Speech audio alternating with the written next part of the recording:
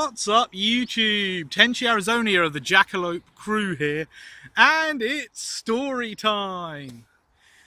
Yes, and what is this story time called? It is called An Angel Called Robert R. Ricks, the Angry Dracolope. That's not the full title, I added the Angry Dracolope on the end so you know who I mean. Anyway, I thought you said this was going to be a story about your ink, Tenchi. What does the Angry Dracolope have to do with it? Well, brothers and sisters, he has everything to do with it. So, let me get on with it and explain the story behind my tattoo, which most of my subscribers have seen by now, but if they haven't, you'll find an image right about there. So, this story goes back a few years. I'm not going to use exact dates, except for where I can actually remember them. So, let's start this, shall we? Now, going back a few years, as I said, I was subscribed to several YouTube channels. I was subscribed to Scalagrim, to We All Juggle Knives, to Cutlery Lover, to Prepared Mind 101, and that's very relevant, I'll tell you why in a minute, and to Survival on Purpose. Now, at this point, I was what you'd call a silent subscriber. I never commented, I never liked, and I never shared any videos that I watched. So, I stumbled upon this video of Prepared Mind 101's, and I'd actually been offline for a while, so I didn't even have it in my notifications at the time. Because at the time I didn't have it set to notify me when new videos came out. So I stumbled upon this video by Prepared Mind 101 featuring this Schrade knife. I think it was the SCHF 9 or something. A full metal knife which he called the pig sticker. Now, Rob Ricks, the Angry Dracolope, can actually correct me if I'm wrong, because I can't remember the exact model of the knife, to be honest. And anyway, I watched this video, and this video happened to feature the Angry Dracolope. So, I liked how he done stuff, I'll be honest. So after watching Prepared Mind 101's video, I went and checked out the Angry Dracolope's channel. Now, if I remember correctly, and I'm probably not remembering correctly, I think he was at around 500, maybe 600 subscribers when I subscribed to his channel. But before I subscribed, I'd actually checked out his entire backlog of videos, from the very first video he'd done until the most recent at that time. So here I am, and I'll be honest, at this point in time, I was in a really fucking dark place. And I mean darker than the black of this leather jacket. So, I subscribed to the Angry Dracolope, and we opened up a dialogue in the comment sections of some of his videos. And from there, through email, as there are things I really didn't want to discuss in the comment section, as I felt they were too personal for that. So anyway, me and Rob opened up a dialogue via email. I explained some of my situation to him. I didn't explain it in full, so in fact this is the first time he will be hearing exactly the situation I was in. So yeah, throughout our dialogue, at one point he suggested that I try starting a YouTube channel. And I'll be honest, at this point in time when he suggested that, I couldn't give two living fucks whether I lived or died. That's how dark of a situation I was in. But I thought, fuck it, might as well give it a shot, I've got nothing to lose. So I created my channel. And I uploaded a few videos, just 2 actually, and I wasn't happy with them, so I took them down. Now, at this point, I was feeling a bit better about myself after having created my channel and having reached out to someone, that someone being the Angry Dracolope. So, even though I wasn't producing videos, I kept planning. what I could do with my channel. I mean, I've got this channel, I might as well use it for something, right? And I've always had an affinity for gear, knives, guns, all that kind of stuff, slingshots. So at first I started doing a few loot crate unboxings, and when I hit around 30 subscribers, not many, I think you'll agree, I had some items sent to me by a website based here in the UK with some knives, and this was my first real shot at doing reviews. And before I was sent the products, I made it perfectly clear that I know you're sending me the products for free, but I'm going to be honest in my reviews. I'm going to post them regardless of what you might think, because I think people deserve honest reviews. And the guy running the website agreed to that.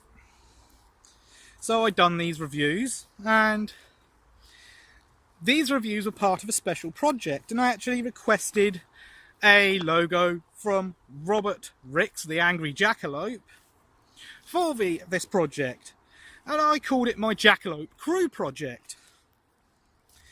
And that was a series of 4 or 5 videos, and they came out well. I liked how they came out. I liked how I came across.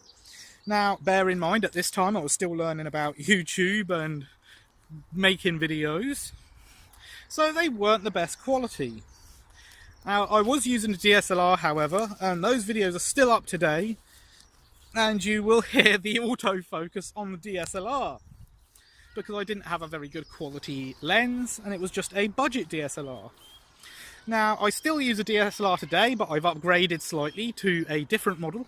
Still a Nikon, but it's a D5300, so it has a swing out monitor, which means I can see what I'm doing even when I'm in front of the camera. Something that's really beneficial. So this is from December 31st, 2015, all the way through 2016. I was heavily invested in my channel. I was putting out videos on the regular. And also I was in the live streams that the Angry Jackalope did. So by this point in 2016, I was really happy with the way things were progressing. I wasn't in a dark place anymore, and I think it's safe to say that reaching out to the Angry Jackalope and getting my own channel started saved my life. And I'm not being melodramatic there, I'm being 100% serious. So yeah, throughout 2016 I was in live streams that the Angry Jackalope done. I was posting my own videos as well. And then in 2017 I was feeling a little burnt out. I still put out videos, done a few tag videos that I got tagged by the Irish Zombie Nation, Leo Hardesty's channel, and a tag video where I was tagged by the Angry Jackalope himself. And these 2 videos actually, these tag videos, I think it was actually 3, I can't remember, but they really lifted my spirits. So roll around the beginning of this year, and even before the beginning of this year in fact, in around October or November of last year, I started putting a plan into motion. A plan to get a new icon and an introduction animation for my channel. And also the plan to get the tattoo. And I'll get more into that in a minute. So anyway, I got my channel logo on and my intro animation on January 14th of this year. Then going back to the tattoo side of the story, and sorry this is disjointed, I'm not much of a storyteller. I'm much more comfortable doing reviews and shit. So, getting back to last week,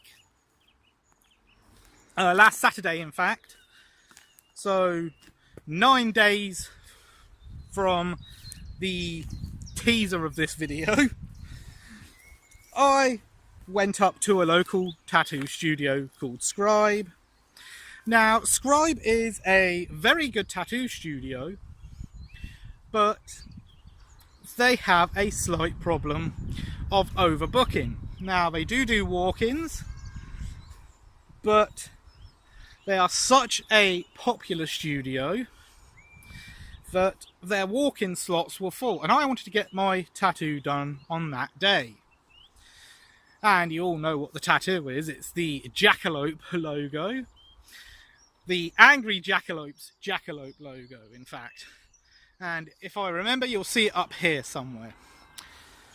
So I went to Scribe. They said they could do it, and it would cost £50, but they could not do it on that day because they had no slots left. No walk-in slots and no appointment slots. So around 12:30 last Saturday, I walked back home, started walking towards home, and on the way back I passed a tattoo studio that I'd seen a few times before, and I'd spoke to the owner in passing a couple of weeks before when he was out having a break. And this tattoo studio is called Addictive Ink. So I went into Addictive Ink and showed him the design I wanted to get done. And he said he could do it. And he does exclusively walk-ins, which is very rare for a tattoo studio in my area. So I emailed him my design. He said that it would take him an hour to prep the stencils. So I went to have lunch at a coffee shop not far away from his studio called Nero.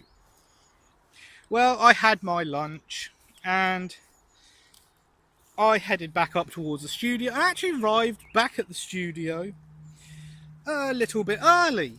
I was actually supposed to be there at 1:30. I actually ended up arriving at around 1:15. So I stood around for like 5-10 minutes, went in at around 25 past 1. And to my surprise, he had the stencils ready. And that was surprising because he said he would not have them ready until 1:30. So anyway, we go out to the studio area of his shop. He's got like this little till area in the front, and then behind that he has the actual studio room.